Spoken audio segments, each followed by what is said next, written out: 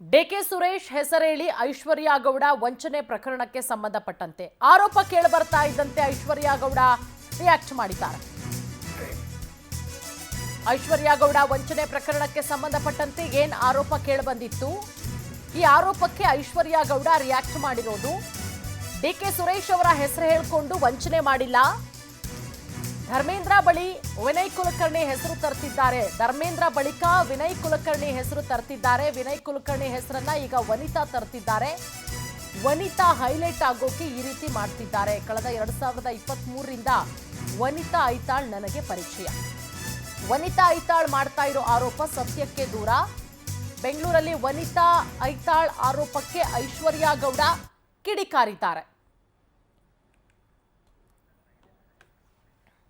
ಈ ಬಗ್ಗೆ ಮತ್ತಷ್ಟು ಮಾಹಿತಿ ಕೊಡ್ತಾರೆ ನಮ್ಮ ಪ್ರತಿನಿಧಿ ಶಶಿಧರ್. ಡಿಕೆ ಸುರೇಶ್ ಅವರ ಹೆಸರೇಳಿ ಐಶ್ವರ್ಯ ಗೌಡ ಏನು ವಂಚನೆ ಮಾಡಿದ್ದಾರೆ ಅನ್ನೋ ವಿಚಾರಕ್ಕೆ ಸಂಬಂಧಪಟ್ಟಂತೆ ಈಗ ಐಶ್ವರ್ಯ ಗೌಡ ಸ್ಪಷ್ಟನೆ ಕೊಟ್ಟಿರೋದು. ಏನ್ ಸ್ಪಷ್ಟನೆ ಕೊಟ್ಟಿದ್ದಾರೆ ಈ ಪ್ರಕರಣಕ್ಕೆ ಸಂಬಂಧಪಟ್ಟಂತೆ, ಏನ್ ಮಾತಾಡಿದ್ದಾರೆ ಅವರು?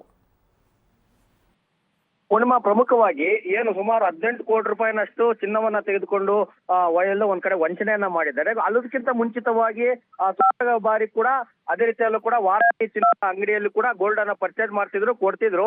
ಆದ್ರೆ ಕಳೆದ ಏನ್ ಲೋಕಸಭಾ ಚುನಾವಣಾ ಸಂದರ್ಭದಲ್ಲಿ ಡಿಕೆ ಸುರೇಶ್ ತಂಗಿ ನಾನು, ಹಾಗಾಗಿ ಅವ್ರ ಚುನಾವಣೆಗೆ ನೀವು ಕೂಡ ಹೆಲ್ಪ್ ಮಾಡ್ಬೇಕಂತ ಹೇಳ್ಬಿಟ್ಟು ಐಶ್ವರ್ಯ ಅವರು ಏನು ವನಿತಾ ಐತಾಳ್ ಹತ್ರ ಒಂದಷ್ಟು ಮಾತುಕತೆಯನ್ನು ನಡೆಸಿ ಒಂದಷ್ಟು ಚಿನ್ನವನ್ನು ಕೂಡ ಪಡ್ಕೊಂಡಿದ್ದಾರೆ ಅಂತ ಹೇಳ್ಬಿಟ್ಟು ಅದಕ್ಕೆ ಸಂಬಂಧಪಟ್ಟಂತೆ ಒಂದಷ್ಟು ಆಡಿಯೋ ತುಣುಕುಗಳನ್ನು ಕೂಡ ಇವತ್ತು ಬಿಡುಗಡೆ ಮಾಡಿದ್ದಾರೆ.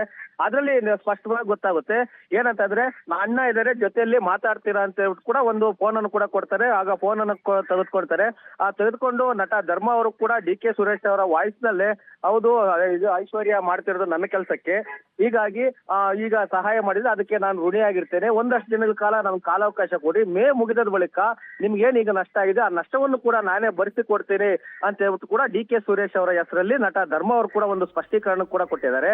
ಆ ಒಂದು ಸಾಕ್ಷ್ಯಾಧಾರವನ್ನು ಇಟ್ಕೊಂಡು ಚಂದ್ರಾಲೇಔಟ್ ಪೊಲೀಸ್ ಠಾಣೆಯಲ್ಲಿ ವಾರಾಹಿ ಜ್ಯುವೆಲರ್ಸ್ ಅವರು ಕೂಡ ಈಗಾಗಲೇ ಐಶ್ವರ್ಯ ಸೇರಿದಂತೆ ಅವರ ಪತ್ನಿ ಮತ್ತೆ ನಟ ಧರ್ಮ 3 ಜನರ ಮೇಲೆ ಕೂಡ ಪ್ರಕರಣ ದಾಖಲಾಗಿದೆ. ಆದ್ರೆ ಇವರು ಈ ರೀತಿಯಾಗಿ ದಾಖಲೆಗಳನ್ನ ಬಿಡುಗಡೆ ಮಾಡಿ ಆರೋಪ ಮಾಡ್ತಿದ್ರು ಕೂಡ ಐಶ್ವರ್ಯ ಅವರು ಕೂಡ ನನಗೆ ಅದಕ್ಕೆ ಸಂಬಂಧ ಇಲ್ಲ, ನಾನು ಏನು ತಗೊಂಡಿದ್ದೆ ಅದಕ್ಕೆಲ್ಲದೂ ಕೂಡ ನಾನು ಕ್ಲಿಯರ್ ಮಾಡಿದ್ದೇನೆ ಅಂತ ಹೇಳ್ಬಿಟ್ಟು ಕೂಡ ಅವರು ಮಾಡ್ತಿದ್ದಾರೆ.